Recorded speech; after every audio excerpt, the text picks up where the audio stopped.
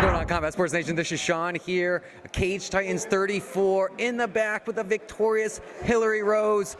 Was the game plan to use your range and wait for her to sort of blitz in and you duck underneath? Because that was working for you very well. Yeah, I mean, I think my game plan was basically to just pick my punches smartly. I know that she throws overhands and comes in kind of wild, and I worked a lot of footwork, coming in and out, landing my punches straight and not coming wild. So I think that paid off for me well in this fight.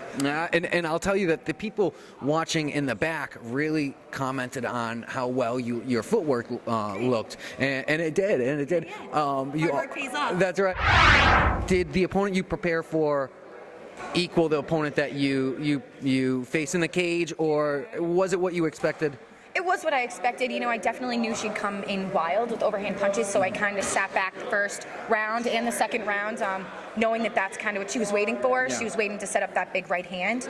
So I worked a lot of getting underneath that right hand, stepping out to the right, coming back into the left to get underneath her. So, yeah, I think it paid off, ground or standing. I was confident standing. I think a lot of people thought, oh, she has heavy hands, but I have heavy hands too, so I was confident in my own hands as well.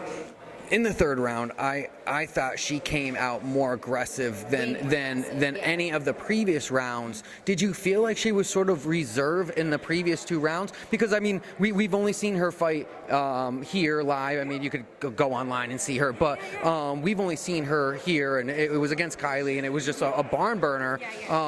But did you feel as if that was, did you acknowledge that, gee, maybe she's holding back a little bit? What I know I didn't want to do was sit in the pocket with her. When I watched her and Kylie's fight, they kind of sat in the pocket together and threw really wild punches.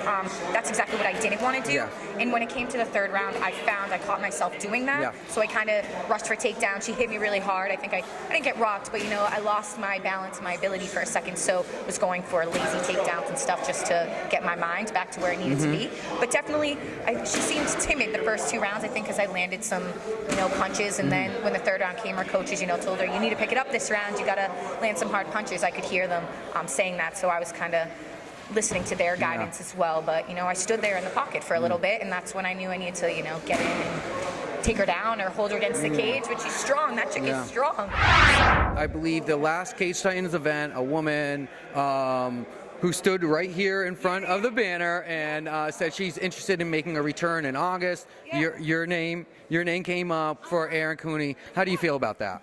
I'm totally up for any fight. Erin Cooney, if she wants to get in the cage in August, fight for the strawweight belt, that's what I heard was the possibility. So, if she can make weight and get there, I'm definitely up for it. I know she had a kid, so she's got that mom strength. Yeah. So there you go. I definitely think her and myself would be a good fight. She's 6-0, so a good challenge for myself, a good challenge for her to come back in since I've been training and she hasn't as much. So, I'm up for it if she's up for it. So we'll see how it goes. And I'm sure Mike will be up for it. I know Combat Sports Nation is up for that. Yeah. Congratulations. Thank you so much. Awesome. Follow us on Instagram. Watch us on YouTube.